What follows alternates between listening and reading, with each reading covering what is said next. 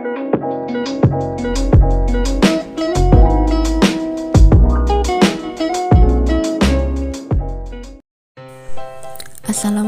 warahmatullahi wabarakatuh teman-teman.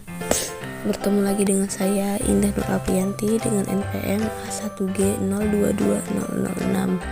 Nah, baiklah. Di sini kita akan membahas tentang penjelasan berikutnya, yaitu tentang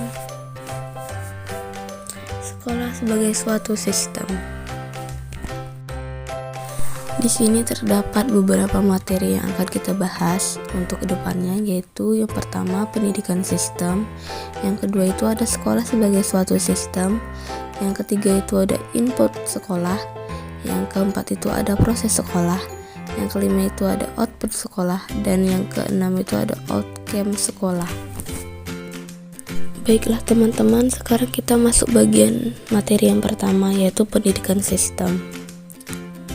Pendidikan sistem ini adalah pendidikan sendiri terdiri dari elemen-elemen atau unsur-unsur pendidikan yang di dalam kegiatannya itu saling terkait secara fungsional, sehingga merupakan satu kesatuan yang terpadu dan diharapkan dapat mencapai tujuan. Nah teman-teman, di bagian kedua itu ada sekolah sebagai suatu sistem. Sekolah sebagai suatu sistem itu mencakup beberapa komponen ya teman-teman, di mana di antara komponen-komponen tersebut saling terdiri dari beberapa faktor dan komponen yang satunya dengan komponen yang lainnya saling terkait sehingga membentuk sebuah sistem. Komponen-komponen dari sistem sekolah itu terdiri atas masukan atau input, proses atau proses, keluaran langsung atau output, dan keluaran tidak langsung atau outcome. Nah, di sini nih ada ciri-ciri sebuah sistem ya. Yang pertama itu terdiri dari banyak unsur. Yang kedua itu masing-masing unsur memiliki peranan spesifik untuk mendukung fungsi keseluruhan. Yang ketiga itu tersusun dalam satu tatanan. Yang keempat itu antara masing-masing unsur saling memengaruhi, ketergantungan dan berhubungan serta berkomunikasi. Yang kelima itu berproses melakukan transformasi dengan mekanisme tertentu. Yang keenam itu tidak tergiur dari pengaruh lingkungan. Yang ketujuh itu mempunyai maksud dan tujuan. Yang kedelapan itu memerlukan masukan dari luar atau lingkungan memiliki mekanisme kontrol. Dan yang terakhir itu adalah mempunyai batas waktu. Nah, yang bagian ketiga itu ada input sekolah. Nah, teman-teman tahu nggak apa itu input? Input itu adalah masukan ya teman-teman. Jadi di sini masukan adalah segala sesuatu yang diperlukan oleh sistem sekolah untuk menghasilkan keluaran yang diharapkan. Masukannya itu terdiri atas 3. Yang pertama itu ada masukan baku, yang kedua itu masukan instrumental, dan yang terakhir itu ada masukan lingkungan. Yang pertama itu masukan baku itu merupakan siswa dan termasuk karakteristiknya.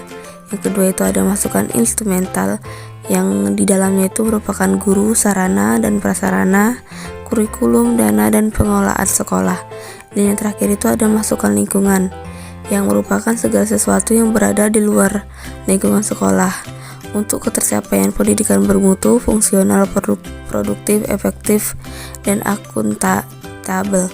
Maka diperlukan beberapa hal yang terkait dengan input, antara lain peserta didik, ketenangan, fasilitas, biaya, kurikulum, perencanaan, dan evaluasi, serta hubungan dengan masyarakat dan iklim sekolah yang memadai. Nah teman-teman, sekarang kita masuk bagian keempat, yaitu proses sekolah. Di sini itu proses itu adalah perubahan dalam suatu objek atau organisme, khususnya tingkah laku atau perubahan psikologis. Di sini proses juga merupakan segala kegiatan yang dilakukan oleh sekolah, termasuk segala proses yang terjadi di dalam sekolah atau kelas. Proses di sini mencakup kegiatan belajar mengajar, kegiatan pengelolaan sekolah, serta kegiatan administrasi sekolah. Proses pembelajaran atau PBM merupakan ujung tombak dari proses pendidikan, yang mana suatu kegiatan dilakukan oleh guru berkaitan dengan materi ajar yang berlangsung dan dikemas secara interaktif, menyenangkan, menantang, memotivasi, serta merangsang peserta didik untuk berpikir aktif, kreatif, dengan menggunakan berbagai pendekatan Rahman dan Rohim atau kasih sayang serta penuh cinta. suatu proses agar keberhasilannya sesuai harapan, maka harus diawali dengan perencanaan. Perencanaan yang baik akan mendorong terselenggaranya proses yang ideal, sehingga setiap pelaksanaan proses harus mengetahui unsur-unsur perencanaan.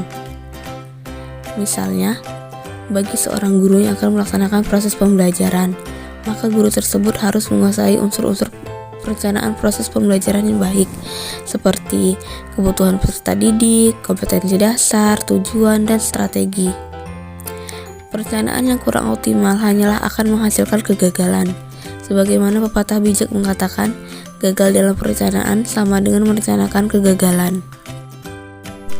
Nah, teman-teman, sekarang kita lanjut ya di bagian output sekolah. Output itu apa ya? Nah, output itu merupakan hasil dari proses menghasilkan lulusan sesuai dengan standar tertentu dan tentunya sesuai dengan harapan, memenuhi kebutuhan yang diinginkan oleh masyarakat, orang tua, dan pemerintah. Output pendidikan sebagai suatu sistem dapat dicerminkan dari suatu prestasi mutu lulusan sekolah.